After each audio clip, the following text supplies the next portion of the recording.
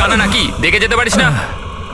অন্ধই আমি ভাই। আরে আরে ভাই, সরি আরে, সরি, আমার লাঠি। আমি বুঝতে পারিনি। আপনার এইভাবে বাইরে বেরোনো উচিত নয়, আপনার আঘাত লেগে যেতে পারে তো। ক্ষমা করবেন, আমায় আর একটু সচেতন হতে হবে। ঠিক আছে ঠিক আছে, সাবধানে যাবেন। আগে আগে। আপনি যেতে পারবেন না? আমি ছেড়ে দিয়ে আসবো। না না, আমি চলে যাব। ঠিক আছে। Thank you.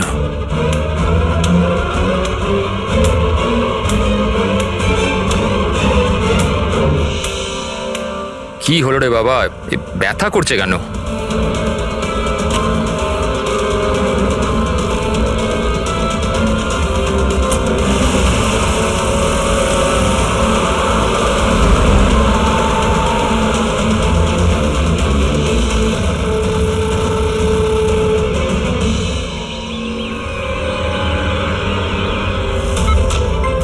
কিচ্ছু হবে না, কিচ্ছু হবে না তোমার। তুমি তুমি তুমি স্থির থাকো। পা ধরো, পা ধরো। Doctor, injection fast, quick. Doctor, injection দাও তাড়াতাড়ি।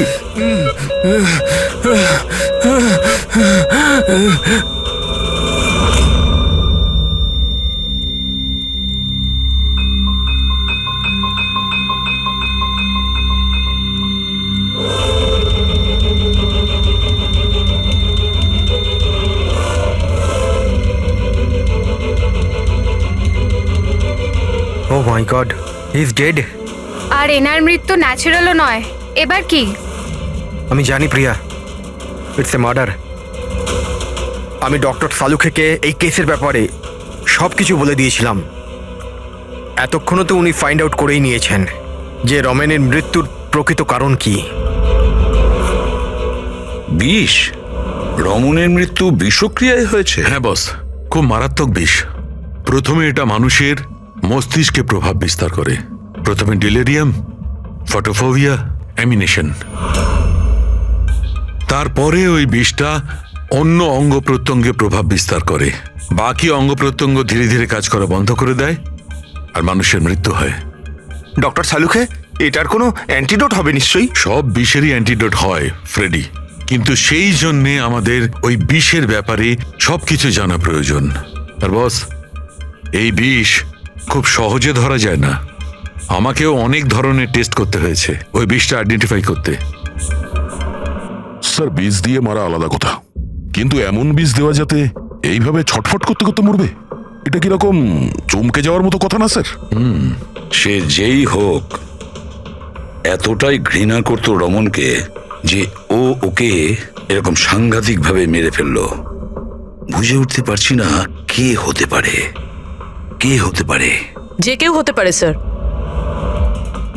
স্যার, ওই রমেনের জুয়োর নেশা ছিল। ক্রিকেট, রেসকোট, সাট্টা, সব রকমের জুয়া। আর এইসবের চক্করে ওর 5 কোটি টাকার ধার হয়ে গিয়েছিল। 5 কোটি? 5 কোটি? হ্যাঁ স্যার, ওর কাছে হুমকি ভরা মেসেজ এসেছিল। ওর ফোন রেকর্ডে এরকম প্রচুর মেসেজ রয়েছে যেগুলো ওকে বুকিজ আর সাট্টার লোকেরা পাঠিয়েছিল। এই দেখুন স্যার, হতে পারে যে এদের মধ্যেই কারুর হুমকি সত্যি হয়ে গেছে হয়তো। বুঝতে পারছি না, কিন্তু যেভাবে মেরেছে স্যার, মনে তো হচ্ছে না কোনো বুকির কাজ এটা। যাই হোক, এদের ডাকতে তো হবেই, দেখা যাক কিছু পাওয়া যায় কিনা। Hello ACP Pradyuman. আচ্ছা, ঠিক আছে।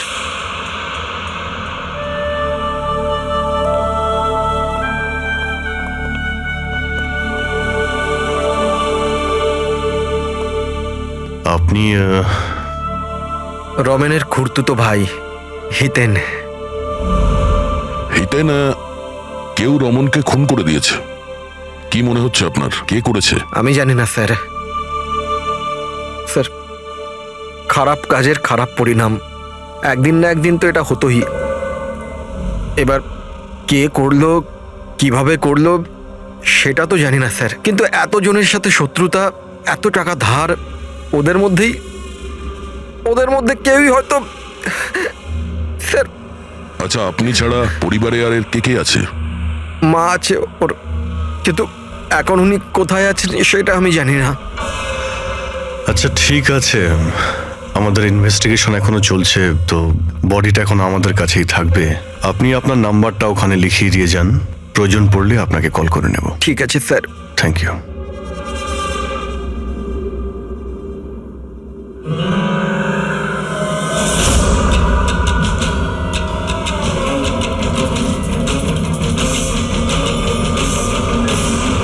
মনে হচ্ছে এতটা দুঃখ পাইনি যেটাও দেখাচ্ছে। বডি নেওয়ার কোনো তাড়াও নেই, যেতে বলার সঙ্গে সঙ্গে চলেও গেল। কিছু জিজ্ঞাসাও করলো না কবে বডি পাওয়া যাবে। গোলমাল আছে, গোলমাল আছে এই হিতেনের মধ্যে, গোলমাল আছে। ওকে দেখে মনে হয় এই কথাটা কনফার্ম করতে যে রমন মারা গেছে কি না। নজর রাখো ওর ওপরে। রমেন, রমেন, আরে বাবা, সাবধানে, সাবধানে। রমেন কি হলো বাবা? রমেন, ম্যাম, আপনি আমার ছেলে রমেন, রমেনের কি হলো স্যার? কি হলো বাবা? কি হলো? আমি তো তোর অপেক্ষায় ছিলাম যে তুই আসবি আর আমাকে বাড়ি নিয়ে যাবি, কিন্তু তুই এত দূরে চলে গেলি বাবা। আপনি আপনার ছেলে রমনের সাথে থাকতেন না? আগে না স্যার, আপনি স্যার আমার নাম মদন। ভগবান, আমাকে কেন রেখে দিলে? আমাকেও তো নিয়ে নিতে পারতে। মা, নিজেকে সামলাও। আর কত কাঁদবে ওই মূর্খটার জন্যে?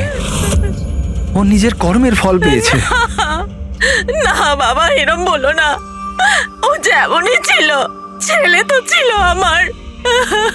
কেন, কি এমন করেছিল ও ওনার সাথে? উনি ওনাকে বাড়ির বাইরে বার করে দিয়েছিলেন, রাস্তায় একা একা ছেড়ে দিয়েছিলেন। কি কারণে?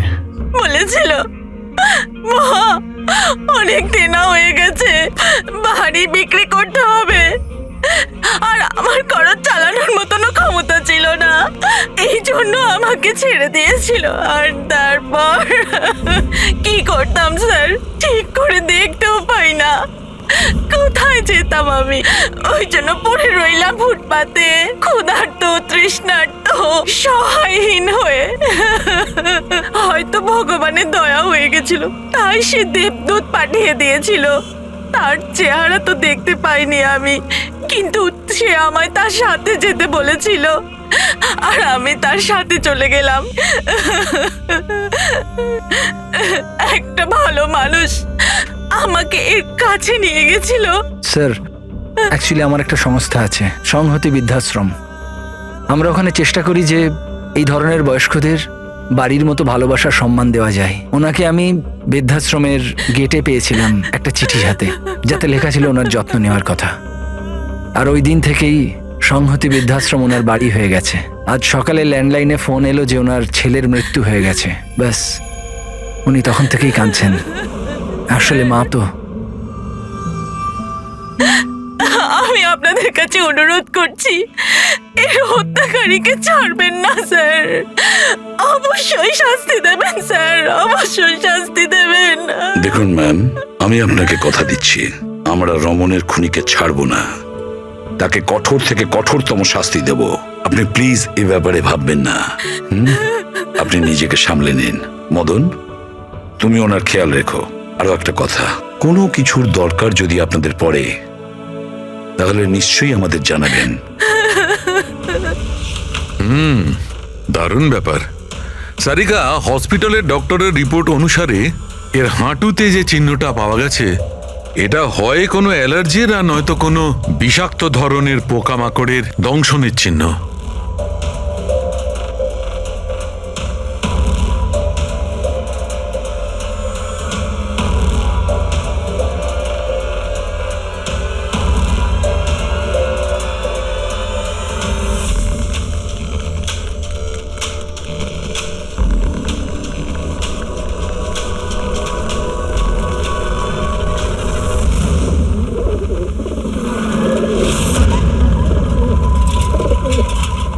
স্যার, এই হিতেনের হাবভাব কিন্তু ভালো ঠেকছে না। এমন এমন সব লোকজনের সঙ্গে ওর পরিচয় আছে যে ওকে সন্দেহ করাটা স্বাভাবিক। আরও একটা কথা স্যার, কয়েকদিন আগে এই রামানোকে বাড়ি থেকে বের করে দিয়েছিল, আর এখন রামানের মৃত্যুর পর ও ওর প্রপার্টিতে কবজা করার চেষ্টা করছে স্যার। স্যার 1 মিনিট এদিকে আসবেন প্লিজ। স্যার আমি ওর স্কিনে না কিছু অদ্ভুত জিনিস দেখছি।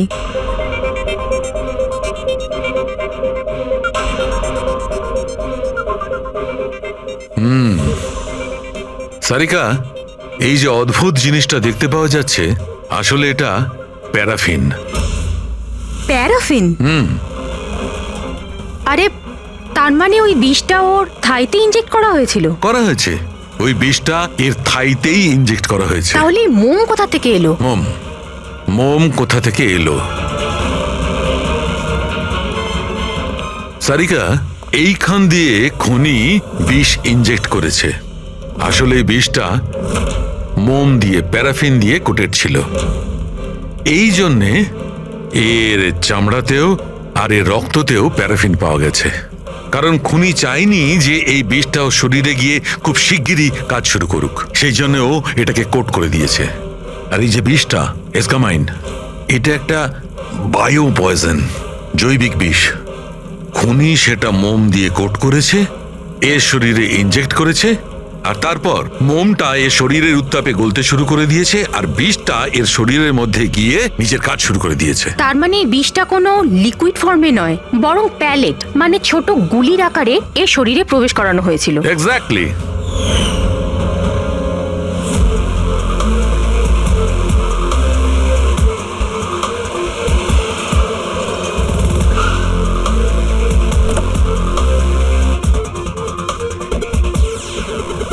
এই হলো সেই কনস্ট্রাকশন সাইট যেখানে রমন ইঞ্জিনিয়ার ছিল। ওর কলিগেরা বলছিল যে এখান থেকে বেরোনোর পরে ওর পায়ে একটু সমস্যা হয়েছিল। কিন্তু এখানে যে সমস্ত ওয়ার্কার্সরা কাজ করে, ওরা বললো যে যতক্ষণ কনস্ট্রাকশন সাইটে ছিল ততক্ষণও ঠিক ছিল। তার মানে যা কিছু ঘটেছে কনস্ট্রাকশন সাইট থেকে বেরিয়ে এসে ঘটেছে, তার মানে এখানেই হয়েছে। এখানে তো আশপাশটা খুঁজে দেখি, যদি কেউ কিছু দেখে থাকে। স্যার আপনারা যান, আমি একটু চা খেয়ে আসছি। মানে ওই চাওয়ালাকে জিজ্ঞেস করে আসছি যে কিছু দেখেছে কিনা। অভিজিৎ, এই বাচ্চাটা কনস্ট্রাকশন সাইটের সামনে কাগজ বেচছে, ওকে কিছু জিজ্ঞাসা করি।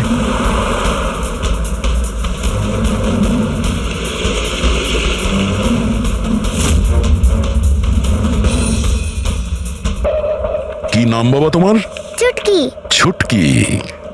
আচ্ছা তুমি এটা দেখো তো, এটা এই ছবিটা ভালো করে দেখো, দেখো তো তুমি একে চিনতে পারছো কিনা। হ্যাঁ, এই লোকটা তো আমার কাছ থেকে খবর কাগজ কিন্তু 3 দিন ধরে আসছে না। তাহলে 3 দিন আগে তুমি এই আঙ্কেলকে এখানে দেখেছিলে? হ্যাঁ, একটা লোকের সঙ্গে ধাক্কা খেয়েছিল, ওনার চোটও লেগেছিল। ওই লোকটা কেমন অদ্ভুত ছিল। অদ্ভুত? অদ্ভুত মানে? আবে অন্ধ নাকি, দেখে যেতে পারিস না? অন্ধ আমি ভাই।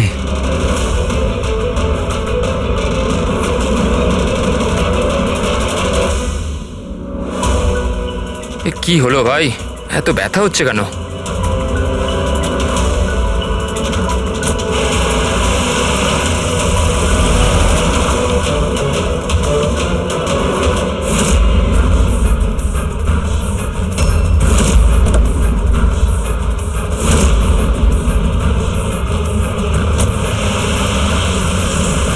তার মানে ও অন্ধ ছিল না, ওই হামলা করেছিল রমনের ওপর। আচ্ছা এটা বলো তো যে ওই আঙ্কেলকে তুমি চিনতে পারবে? তুমি কি ওকে ঠিক করে দেখেছিলে? না। আচ্ছা ওই গাড়ির নাম্বারটা মনে আছে? না আঙ্কেল, ওই আঙ্কেলকে গাড়ি চালাতে দেখে আমি অবাক হয়ে গেছিলাম, এই জন্য গাড়ির নাম্বার মনে নেই। কিন্তু কি হয়েছে আঙ্কেল? ইঞ্জিনিয়ার আঙ্কেল ঠিক আছে তো? না বাবু, ওর কিছু হয়নি, ও অন্য কোনো কনস্ট্রাকশন সাইটে চলে গেছে, এখনো এখানে আসবে না। Thank you. হ্যাঁ, তুমি এখন নিউজ পেপার বিক্রি করছো, তুমি স্কুলে যাবে না?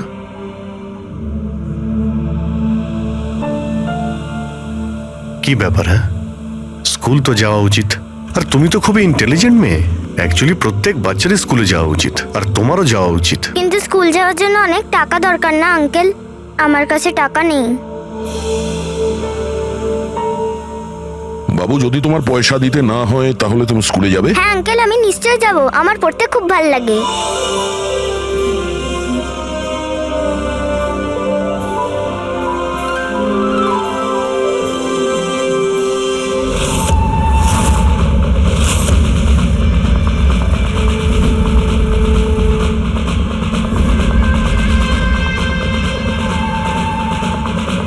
সমীর, এবার তোমার পালা।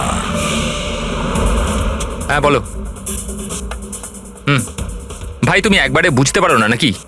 দেখো, আমি তোমায় আগেই বলেছি, তুমি যা খুশি করো, আমি ওই ফালতু জায়গার জন্য একটা টাকাও খরচ করব না।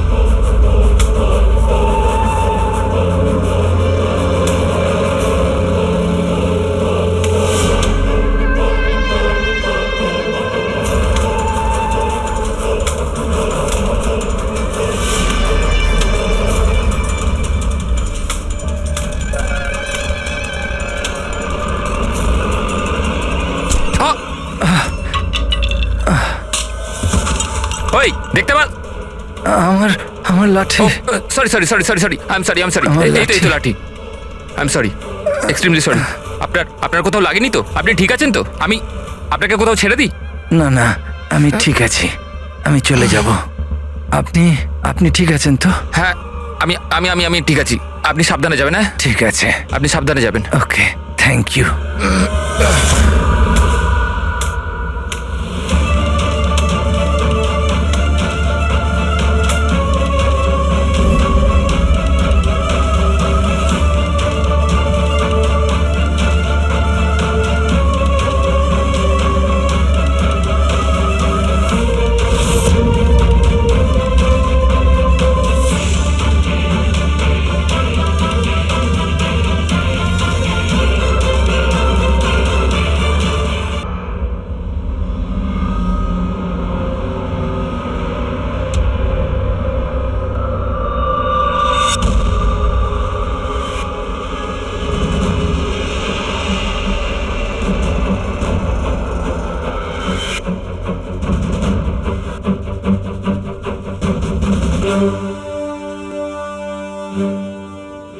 হ্যাঁ শাহরুখে, কি জানতে পারলে?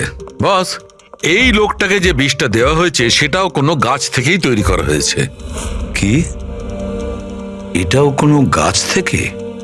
হ্যাঁ বস, কিন্তু এটা কি ধরনের বিষ সেটা সারিকা এক্ষুনি জেনে যাবে। এই বিষটার নাম রিকিউনিস কমিউনিস, আর এই বিষটা আগের বিষটার থেকেও অনেক বেশি বিষাক্ত আর ভয়ঙ্কর। রিকিনেস, এটা কোনো গাছের নাম নাকি? হ্যাঁ ফ্রেডি, এটা একটা গাছের নাম। আর বস, এটা কোনো সাধারণ গাছ নয়, সহজে পাওয়া যায় না। আর খুনি যে কেউ হোক, বস ওর গাছপালা সম্পর্কে খুব ভালো জ্ঞান আছে। হ্যাঁ হ্যাঁ, সেটাই তো হওয়ার কথা এই গাছের ব্যাপারে।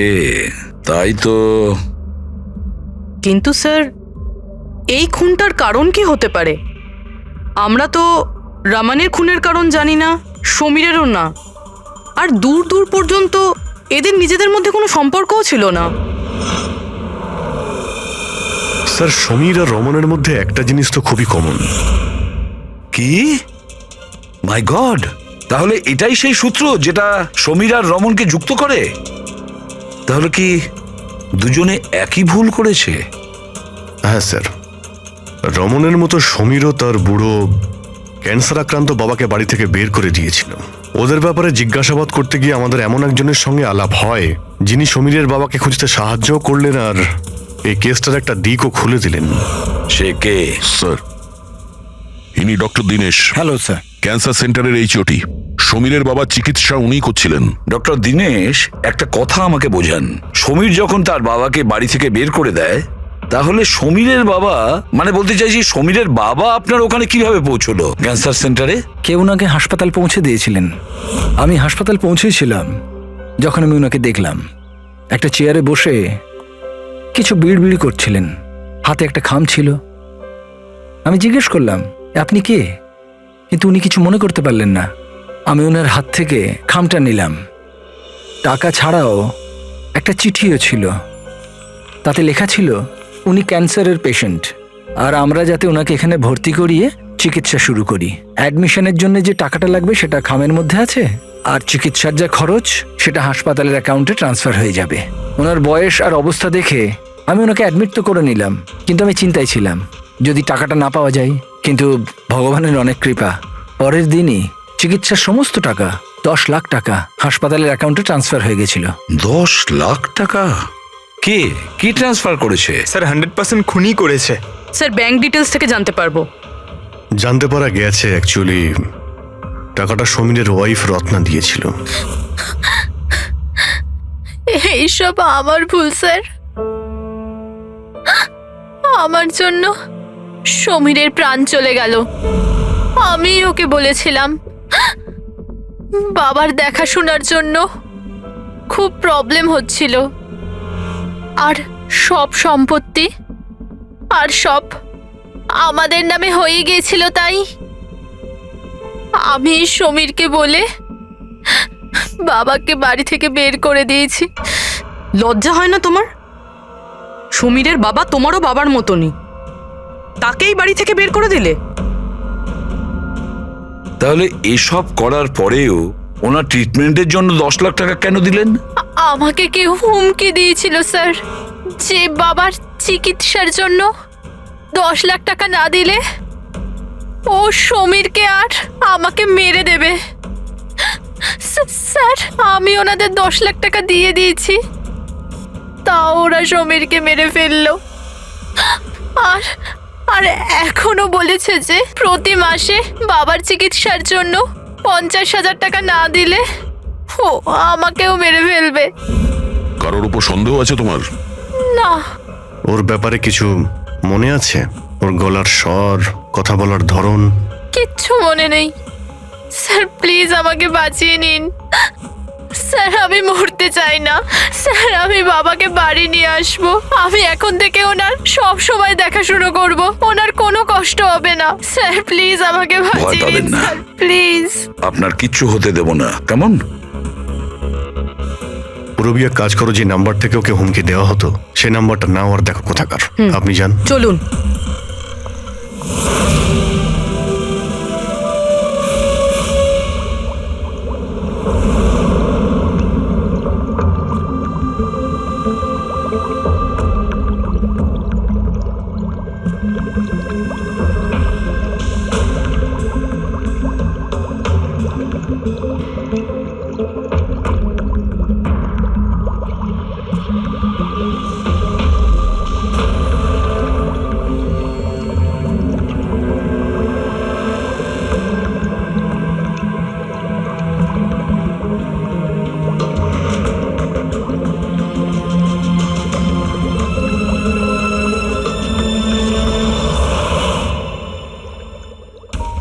স্যার আমরা এতগুলো অ্যান্টিডোটস বানিয়েছি, কিন্তু এটার কি নিশ্চয়তা আছে যে খুনি এর মধ্যেই কোনো একটা বিষ ব্যবহার করবে? এবার আর যাই করি, আমরা খুনির মাথার ভেতরে তো আর ঢুকতে পারবো না। তোমার কথাটা একদম ঠিক সারিকা, কিন্তু একটা কথা ভাবো, খুনি এই গাছগুলো থেকে বিষ বার করে ব্যবহার করছে। এই গাছগুলো থেকে আগেরটা থেকে আরো বেশি বিষাক্ত প্রত্যেকবার। আমাদের সব সময় প্রস্তুত থাকতে হবে। জানি না পরের বার কোন ধরনের গাছের বিষ কাকে প্রয়োগ করবে, জানি না কার ওপর, কবে, কখন, কোথায়, কোন ধরনের গাছের জানা নেই।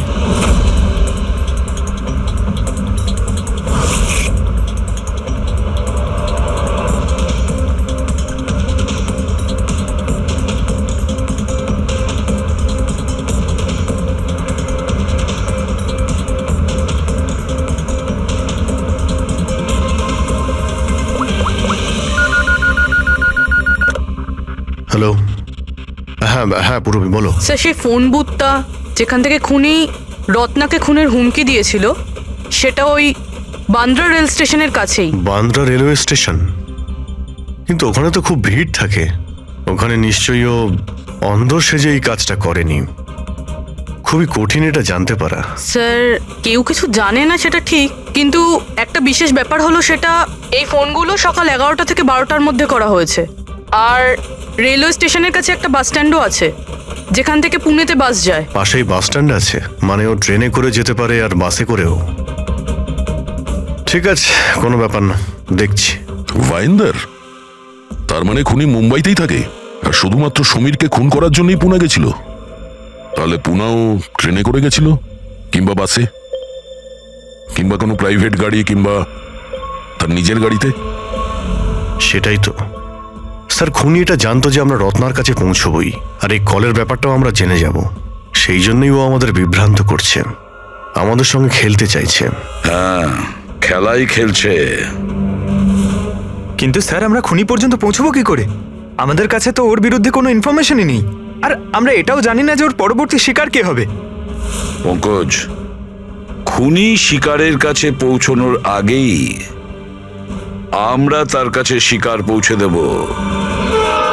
এই ঘটনাটা আজ সকাল 10টার মুম্বাইয়ের গোরেগাঁও রেলওয়ে স্টেশনেতে একজন বয়স্ক মানুষ ট্রেনের সামনে এসে আত্মহত্যা করার চেষ্টা করছিলেন। আশপাশের লোকেরা ওনাকে বাঁচিয়ে নিয়েছেন। আসুন জেনে নেওয়া যাক কি কারণ ছিল যেটা একটা বয়স্ক মানুষকে এটা করতে বাধ্য করছিল।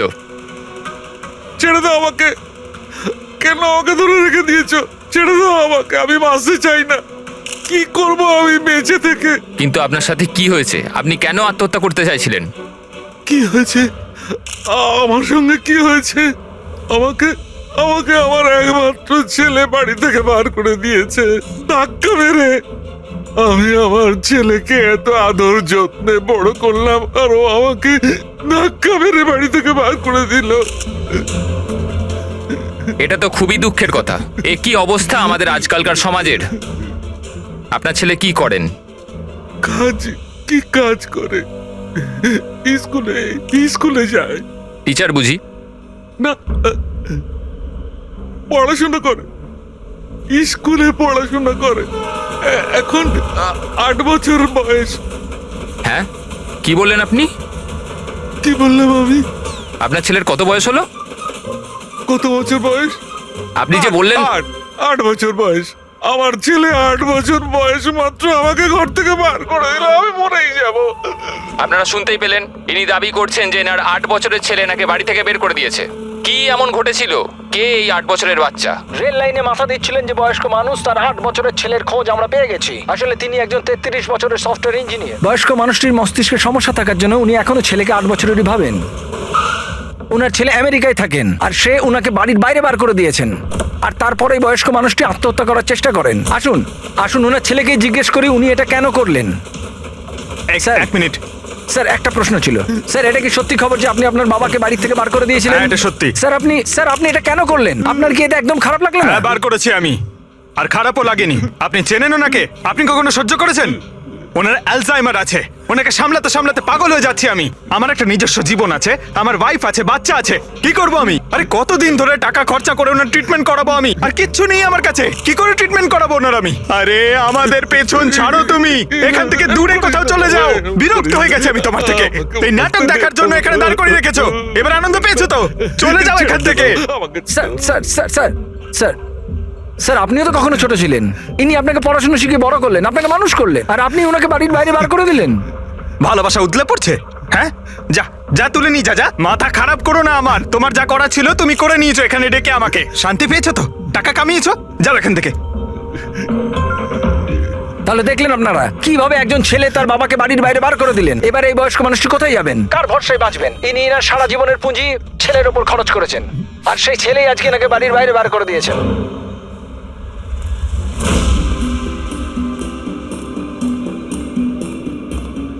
সুন্দর সুন্দর বেলুন আছে, বাড়ির বাচ্চাদের জন্য নিয়ে যান।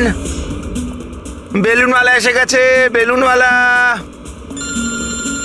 এই যে ম্যাডাম, বেলুন নিয়ে নিন, নিয়ে যান। হ্যালো, বেলুন বলবেন, বেলুনওয়ালা। বেলুন নিয়ে যান। বেলুন নেবে নাকি বাবা? বেলুন নিয়ে যাও। নেবে বেলুন? বেলুনওয়ালা, বেলুন নিয়ে যান।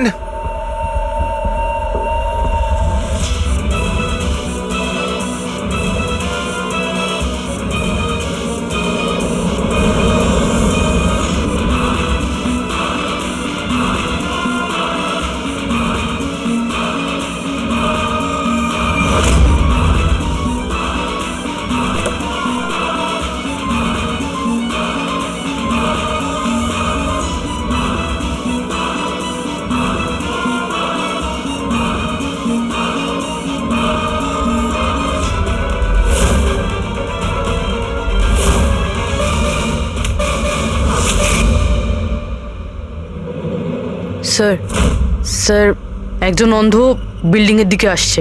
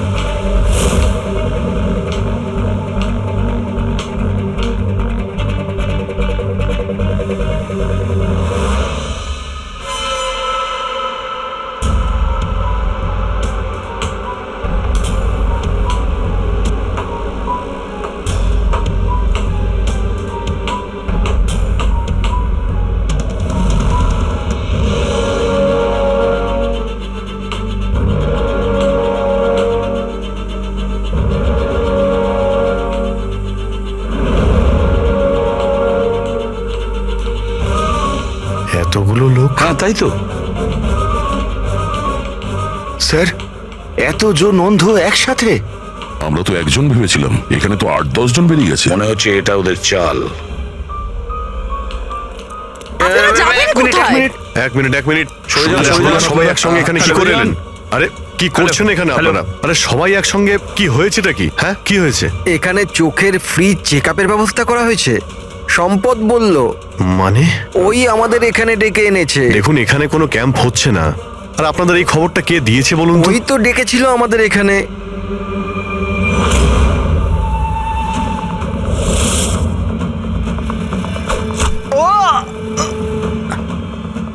পঙ্কজ পঙ্কজ পঙ্কজ পঙ্কজ আরে ওই তো ধরো ওকে। চলো কি হয়েছে পঙ্কজ? পঙ্কজ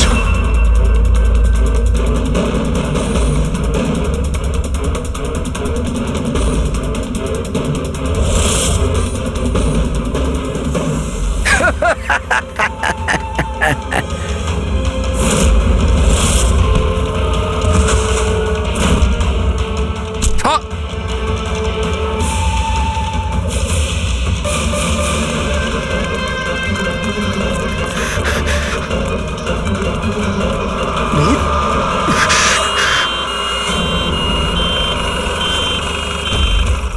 এসো এসো, তাড়াতাড়ি এসো।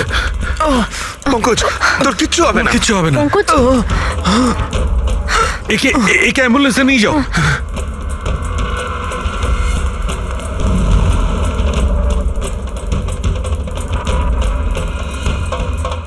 পঙ্কজ পঙ্কজ তোর কিচ্ছু হবে না। পঙ্কজ সারিকা এ নাও, বিষটা জানার চেষ্টা করো। বিষের সন্ধান না পাওয়া গেলে আমরা অ্যান্টিডোট দিতে পারবো না। পঙ্কজ Fast, আমাদের fast. কথা শুনতে পাচ্ছ? পঙ্কজ শুনতে পাচ্ছে না, ওকে ঘুমোতে দিও না। আই উইশ আমাদের কাছে অ্যান্টিডোটসটা আছে, না হলে ওকে আমাদের হসপিটালে নিয়ে যেতে হবে। অ্যান্ড আই এম শিওর এই বিষটা আগের বিষটার থেকে অনেক বেশি সাংঘাতিক। সারিকা একটা কাজ করো, ন্যাশনাল বায়ো সেন্টারকে ফোন করো আর ফোনটা আমায় দাও।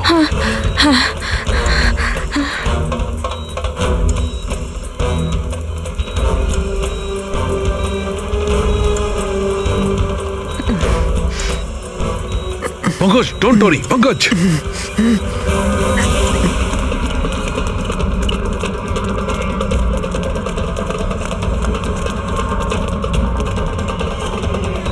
স্যার ও মাই গড, এটা হতে পারে না। বস ওর তো বিষটাই পাল্টে দিয়েছে। কিন্তু স্যার আমাদের কাছে এতগুলো অ্যান্টিডোটস আছে, একটা তো অন্তত কাজ করবে। কোনো কাজ করবে না বস, এটা গাছের বিষই নয়, ও বিষটা পাল্টে দিয়েছে। এবার কি হবে সালুকে? কিছু একটা করো। পঙ্কজ পঙ্কজ কিপ ব্রিদিং, সব ঠিক হয়ে যাবে। হ্যাঁ